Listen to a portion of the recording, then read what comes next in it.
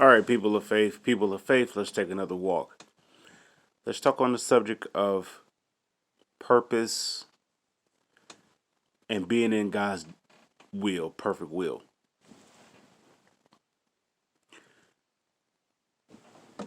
When you, the perfect will of God starts with the relationship with Him. And if someone may ask you, are you in a relationship with God? We may say, yeah. Well, let's see what the relationship is based on. If the relationship is based upon anything that you know what a relationship is, then it's not really much of a relationship because, well, it's a relationship nonetheless. But to the extent of where it is or where it can be, it's not. There's two forms. There's two types of relationships we are aware of. There's a spiritual relationship, and then there's a natural relationship. A lot of us can misunderstand or misinterpret a natural relationship with God as a spiritual relationship with God. If you are doing the things that what you have done before you met God, or before you met Christ, or before Christ introduced Himself to you, and y'all got to know each other on that level, then it's still natural. So, with that being said, let's talk on the natural relationship aspect of it.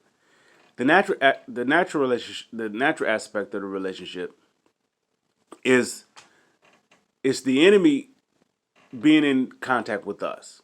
There's two, like we just said, there's two relationships we can actually have. We can have a natural relationship, we can have a spiritual relationship.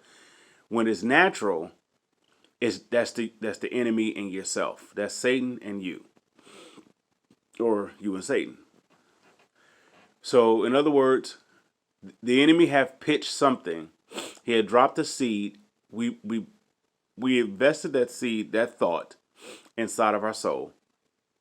And then that soul, we became one with that seed. Okay, we partake, we ate of that seed, that we meditated on that seed, and now that seed is what we are in the reality of. And now we are known of Satan, and the only one that can separate us from that world is Jesus Himself. Now, look at it this way. You know, when you going someplace where you're not supposed to go, or you're doing something you're not supposed to do, you will hear a very small voice to tell you not to do it. Or you will hear a very loud voice to tell you to do it. Now, the loud voice is one of the same of where you are, what place you are, in what dimension or what kingdom or what aspect where you are. So if you're doing something you're not supposed to do, the voice that is telling you to, that's suggesting you to do that, is going to draw you in louder with his voice. In other words, the voice is like a